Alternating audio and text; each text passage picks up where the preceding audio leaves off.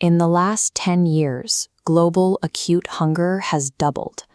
In 2025, for the first time in its history, the international community declared two concurrent famines. Today, over 300 million people are living in a state of severe food insecurity. Localized harvest failures typically resolve once the rains return. If a specific region's crop fails, the global market usually fills the gap, and prices stabilized by the following season. That recovery cycle is failing. A slow-moving biological breakdown of the Earth's soil is now coinciding with a rapid, volatile surge in global energy costs, creating a new and permanent baseline for what it costs to stay alive. This energy surge closes off the usual survival tactics. When one specific category gets expensive, families adapt by buying chicken instead of beef or switching to cheaper grains.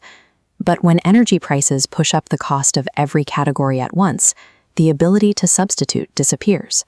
We are entering an era of chronic food insecurity because the biological creation of calories and the economic delivery of those calories are breaking down simultaneously. The physical floor of the global food system is the dirt itself. Human-induced land degradation is currently acting as a biological cap on the world's ability to produce enough food for its population. Approximately 1.7 billion people now live in areas where crop yields are dropping by 10% due to soil damage. This decline is the result of decades of intensive, unsustainable farming. Overgrazing, deforestation, and aggressive cropping have stripped the soil of organic carbon and water, breaking its natural capacity to regenerate. Independent of any war or economic disruption, the global food system is losing its baseline ability to grow enough supply to meet the needs of the next decade. Grocery price spikes are often blamed on the price of the raw crops, leading to the assumption that farmers are the primary drivers of food inflation. USDA data shows the farm share of a food dollar is small, averaging 16 cents, or 24 cents for home groceries.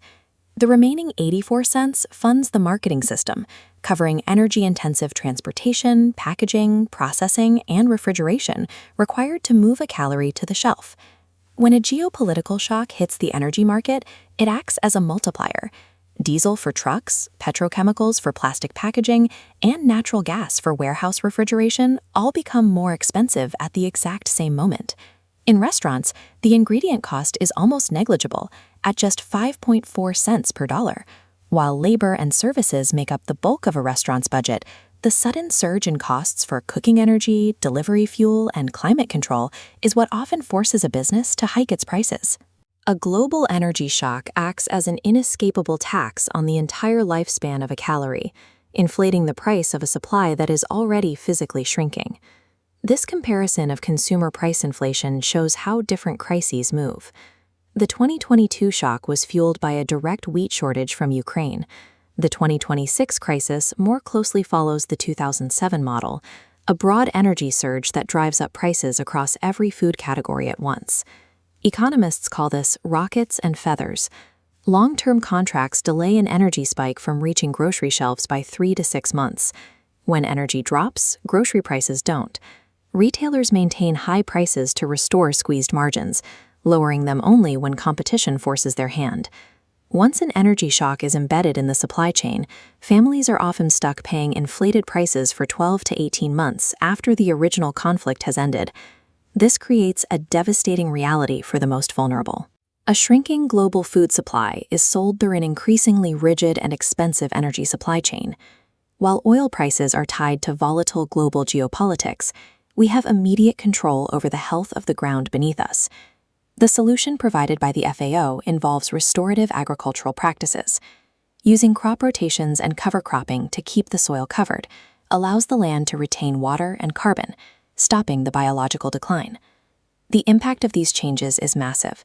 Reversing just 10% of human-induced land degradation on existing croplands would restore enough production to feed 154 million people every year. To protect human survival from global energy shocks, we have to start by rebuilding the physical resilience of the soil.